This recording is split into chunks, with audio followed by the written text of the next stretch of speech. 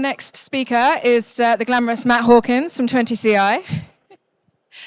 Now, whenever you're making business plans in this industry, it's a really good idea to understand the data of the property market, know what's happening, know what's been going on in the year, and have a bit of an educated opinion as to what's coming in the next year or two. And the best people to help with that are companies like 20CI, who really dig deep into that data and help to make predictions as to what's coming down the line.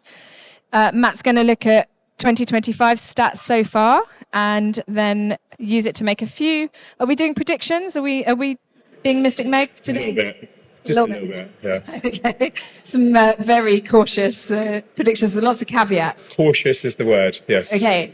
So without further ado, please put your hands together and welcome Matt from 20CI. Thank you very much, Charlotte. So first things first, hi, I'm Matt. I'm head of SME Data Sales at 20CI, or as my team sometimes put it, the guy who looks at the data so they don't have to, which is interesting. Now, also worth noting, when I've written my script, we're usually on the dead slot in the morning at 10 o'clock in the morning. So I've started my script by saying, good morning. And it's not the morning now, so we're going well so far. But anyway, as Charlotte said, today we're kind of talking about the market, giving you a bit of a straight talking update on what's been going on this year, kind of what's been good, what's been frustrating, and obviously what it means to you guys in the removals and storage world. And hopefully, really fingers crossed, hopefully there's going to be some laughs along the way as well. But it is data, so let's lower our expectations a little bit. So before we get going on some data and looking at the roller coaster of what's happened in 2025, I thought I'd just give a bit of an overview of who we are and why our data carries a bit of weight. So our data has been trusted at the highest levels across the UK. So these are some of the points where it's been looked at, right away from the government through to the Bank of England. And you've probably seen it like in some of the news outlets as well. Now, we track over 99.6% of all UK residential property activity. So pretty much every listing, every sale that's been agreed, every completion comes through our database. And because our data is used by estate agents, conveyancers, mortgage lenders, and obviously you guys, removal storage, it gives us a really accurate kind of picture of what has happened in the market and what may well be happening next as well. So yeah, just as a background, like the insight we're given today isn't really guesswork, it's based on factual data. Yeah, click, it says click. So yeah, residential sales market. So this is probably the best way to explain the market so far this year. Roller coaster, highs, lows, everything in between, twists, and obviously at some point we kind of all question ourselves, what are we doing in this sector? But you know what, we will come out the other side, and we will come out the other side stronger as well. So let's set the scene for 2025. It's been a struggle at times, it's been chaotic, it's been busy, it's been positive, and we've seen transactions in the market up 12% year on year, highest level of new homes coming to the market in a decade. Demand is up 4%, but there's been more fall-throughs, more price reductions, and you know, everyone of your guys' favourites, longer times between sale agreed and getting the keys and completions. So yeah, a bit of a mixed bag, but generally more good than bad. And whether you guys agree or not, and this is a comment I don't like saying, it's been a busier year from what we've seen compared to previous years. Excuse me. Now let's look at some numbers. So transactions, like I say, up 12% year on year, 884,000 completions so far in 2025. Yeah, that's this year, 2025. Now you see on here as well, it says January to September. It stops in September because we need to gather the data from Land Registry to be absolutely confident that the sales have gone through and to match it against our database. So we're only looking back at January to September on these ones. But it's not better than 2024. Well, it's not only better than 2024, sorry. It's better than previous years in 2019, pre-COVID. So that's really, really good, really strong. But obviously it's not been smooth along the way. We've had the stamp duty hangover, where April and May, the market just absolutely died a death. And it was down 27% compared to 2024. But kind of once we got towards June, July, things picked up again. August was kind of on par with 2024. September was up on 2024, 8%. And we're kind of forecasting around 1.15 million transactions throughout the course of this year. Now that is, Charlotte said there's caveats involved in this whole thing. This is the first caveat. That's assuming that confidence in the market stays after the budget next week. Is it next week? 2 weeks' time? Can't remember. So as long as the confidence remains there, we're kind of predicting 1.15 million transactions. So overall, it's been quite a steady, active year. And also, as we can see, healthier than the previous years. If we discount those 2 random years in the middle where the COVID boom was happening, been a positive year. So this is new instructions. This is a big one as well. So this is up 10 years. Oh, this is the highest it's been for a 10-year high. Does that make sense? That doesn't make sense to my head. But yeah, over 1.5 million properties come onto the market for sale so far this year, which is up 3.3% on last year. Now, strongest growth on there is between the 200 to 350,000 pound properties, and regionally, like Outer London is up 6.7%. What that means to obviously what we're talking about today, more homes on the market, means more moves, potentially when the sale goes through, more chains, more vans on a road, and it's just kind of what we want to be seeing coming into the market in 2026. Now, demand for properties is also in great shape. So we've now passed 1.1 million sales agreed, which is up 4% on last year, and it's the best levels since 2022. Regionally, Wales is doing really well, up 7.7%. East Midlands up 7%. North and the Midlands are generally outperforming London and the South. And again, property band wise, anything kind of £200,000 is moving well. But I mean, realistically, what can we buy these days UK wide for less than £200,000? So, like, as you all do work with home movers, it's an incredibly positive sign that there's this much activity going on in the market at the minute. And that should remain strong going through the end of the year into Q1 next year, based on these transactions being in the process currently. Yep, that's the right one. So yeah, obviously this shows month by month what's been happening. So even with the April-May dip that I mentioned about earlier, this slide has that bit of reassurance that every month this year, except October, has actually seen more activity or is roughly as strong as it was this time last year. October is the only month, as I said, it's got a bit of a slight dip, 2.7% down. But October 2024, if we look back historically, was an unusually high, probably because of interest rate movements that happened around that time, and people were looking pre-budget to get on the market, to get moving. So, kind of the underlying picture there, what we're talking about, is the market is strong, demand is strong. Demand is consistent, as we can see, it's been consistent throughout this year, and also pretty reliable as well. And that gives us confidence that the completions are on the way, like I say, towards the end of this year, early Q1 next year. If we look at the property types, I mean, for you guys, this is great, because how many of you guys are regularly wanting to move flats and terraced houses? You're going to be wanting the bigger houses, the semis and the detached houses, which are up. Detached houses 4.6% up on year. And yeah, realistically, buyers want more space in this day and age. They want to be moving into the bigger houses. They want the gardens. They want more flexibility to be able to work from home, which in a house is more realistic. Price reductions. They've been a major feature in the market this year. Over 1 million price reductions so far this year, which is 14% higher than last year. Nearly 39% of all listings have reduced at least once. That's huge. London and the South has got the biggest increase, and it's just this kind of sign that sellers are having to be a bit more realistic with their values of their property, and sometimes painfully so. We've seen this a lot this year.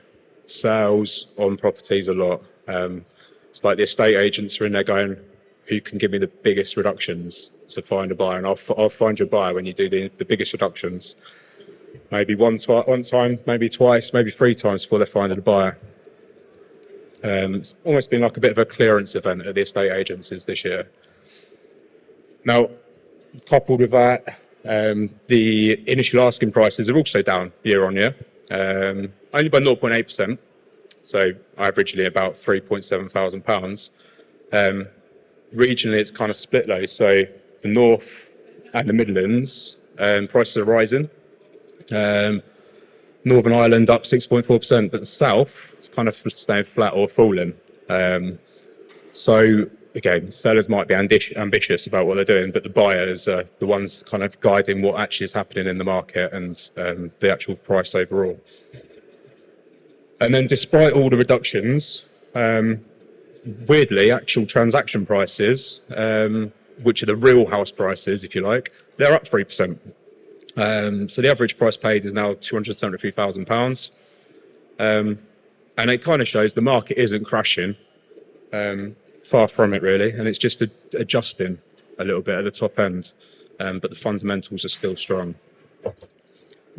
Now this slide here, you may kind of think that's a bit of a weird one to show here about online and estate agents. What do we need to know about online estate agents for? Now, bit of background, online estate agents have dropped to 5.1% of the market share, which is down from 6.1% of last year, whereas self-employed agents have gone up a little bit. Now, it's a sign, in our view, of people wanting a more personalised service than just dealing with a call centre as their estate agent. They probably also want to be able to go and knock on the door of the estate agent and say, actually, what's happening here? Why are we not finding people? Why are we not selling our house?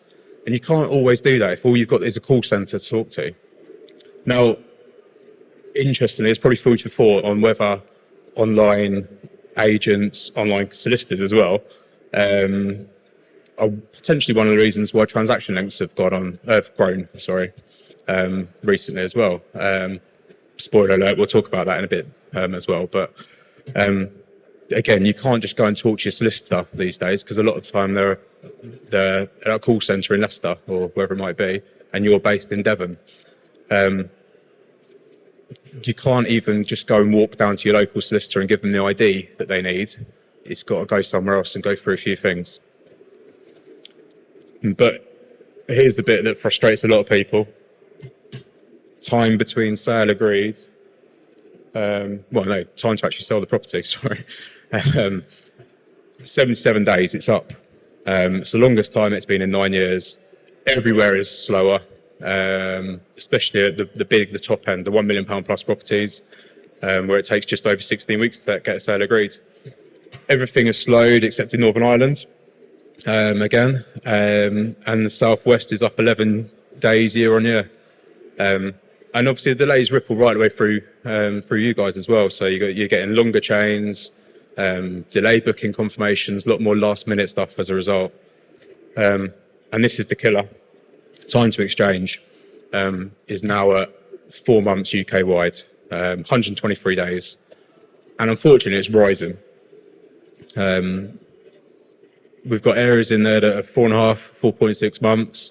Obviously, Scotland's on a very different transaction system, so it is a lot quicker, although that has still risen as well. And obviously, it's one of the biggest kind of bottlenecks in the housing market at the minute is how long it's taken to actually get to completion. Now, the government has started to talk about it. We've heard the news about that. So actually, let's see what happens when that takes effect, if anything actually happens with that as well. But for now, this is what it probably feels like for you guys, waiting for the calls to find out when the completion's happening. You're sitting there, your vans are ready, your team are on standby, and customers waiting patiently, probably not patiently, and you're just waiting for the call. which could happen any day, any month, just any time would be great, really. But then when it does finally happen, there's the moment of joy. It's like winning the Christmas raffle at work. There's a sale happening, you've got the keys, you're moving, and yeah, I guess Christmas Day, Christmas is almost like the equivalent of a completion day in the removal sector, when we know we're actually getting some money coming in. Let's have a look at the rental market as well, because I mean, to be honest, it's had its own kind of level of chaos in the rental market as well. So lettings, supply is up 8.7%, demand is up 5.7%, but available stock on the market is an all-time low. And rents, though, have pretty much held. We've not seen them increase too much. So it's incredibly competitive out there, but especially for the lower price rentals. Now we've had 1.15 million new rental listings this year, which is strong growth. We can see that we've got the upturn in that graph there. It's still, though, 150-ish thousand rentals below what it was in 2019. The biggest bracket for growth is up to kind of £15,000 per calendar month. And under £800 per month is down. But I mean, again, what can we rent these days for less than £800? You'd expect it to be going down. The fact that the market has shifted so much over the course of the last few years. If we look at lets being agreed, demand is at the highest level it's been for 6 years, up 5.7% on last year. But as I said earlier, for the first time in a while, supply is now growing faster than demand. Again, biggest, strongest point up with that is properties up to £1,500 per calendar month. And that's kind of where the strange goes. When we look at the actual available stock on the market, 7% down year on year. As I said earlier, under £800 a month is basically a myth these days in the rental market across the UK. Out of London, East Midlands have actually seen increases, but everywhere else is pretty tight. Excuse me. So yeah, as I say, the rental prices have kind of dipped a little bit, but nothing major, 0.7%, which I think is £11 per month on average. But prices are rising in most regions across the UK. Online letting agents have grown. They've now got a 17.5% market share. Although I don't think that affects the market in the same way as it does in the sales market with the rentals. And now the interesting bit, looking ahead towards 2026. 2025 has been a bit bumpy, busy in times. Some areas are doing all right, but let's see what we reckon might happen in 2026. Now, a little caveat. There's caveats all over this presentation. Caveat for this one. 20Ci, we don't predict what's going to happen in the market. We can't predict it. We don't have that mystic ball. We can only really comment on the factual data that we see on a day-to-day basis, and then kind of estimate, if you like, what may happen as a result. Because it does give us a good insight and say, if this happens today, this is potentially likely to happen in 4,500 months. That's how long it feels sometimes, but 4.5 months. But crucially, this is what we reckon might happen. Supply is going to remain strong. We're seeing it at the minute. Supply is strong in the market. Demand is still growing. So we expect that to keep growing. Prices are likely to rise 2 to 4%, we reckon. Mortgage rates are predicted to kind of potentially fall in line with interest rate changes that we're expecting next year. And inflation is kind of easing a little bit. And these are all foundations on what we would look to see as a stable, healthy housing market in the UK, which is good for you guys. However, affordability is still tough. changes in the budget might put people off, so we'll see what happens next week on that. We are still seeing a lot more fall throughs in the market, more price changes, and obviously, as I said, a lot longer in terms of time to sell and complete. The longer there is between a sale agreed and completion, the more chance there is of a sale falling through. So if we can minimise that somehow, then that will only be a positive thing. So although we're not in the market of predictions, here is a prediction. We can only comment on factual data. I'll say that once again. But we reckon we'll see small growth in the market next year, 1.2 million sale transactions in the market. And it's not, I mean, it's never going to be a perfect year. What is a perfect year these days? But it's not going to be disastrous either, unless, like when we did this in 2020 and we said that the market was going to stay strong in 2020, we didn't predict someone was going to bite the head off a bat in China. And generally, this is fine. And this kind of sums up the outlook pretty well. It's fine. 2026 will be mostly fine. It's not going to be moving. It's not going to be crashing. Just pretty fine, really. Which, given the last few years we've lived in, probably feels like a win. So yeah, that's really the full picture of the market and what's been happening this year, what we kind of think might happen next year. Signs heading in 2026 we think are pretty positive. There's a lot of transactions that are still out there that are not completed yet, that will look to complete back end of this year, early next year. So yeah, thanks for listening.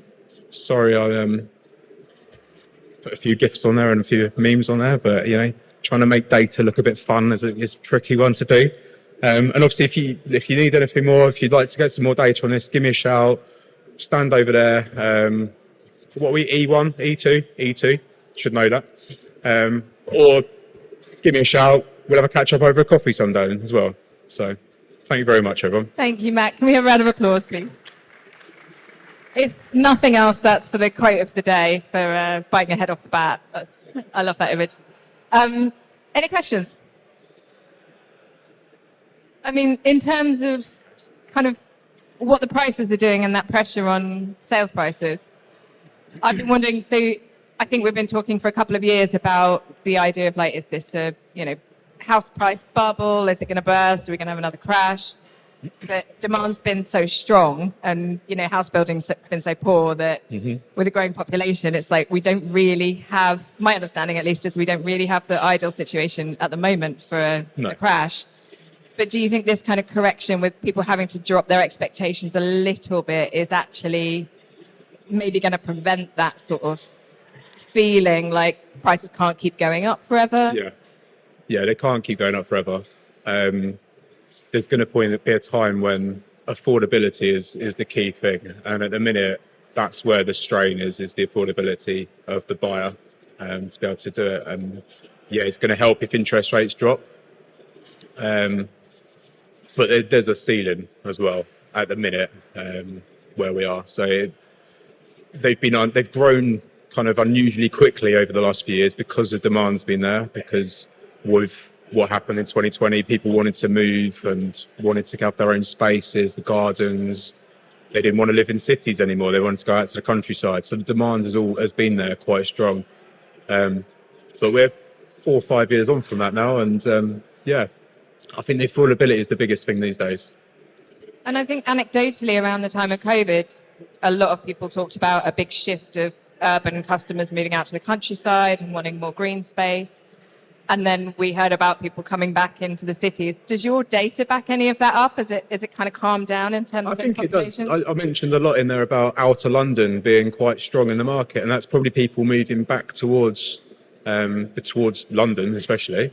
The Midlands is also pretty strong as well. So we've got obviously Birmingham up there, where people might well be moving back towards their offices, if you like. There's still a lot of talk around the world, if you like, about work from home and work-life balances, and a lot of people do want people to work in the office more, so people may well be moving back. But I think, again, looking at stats, semi-detached houses, people, if they are moving back, they're going for the larger property where they've got their own space and they can put an office in there to work when they work from home.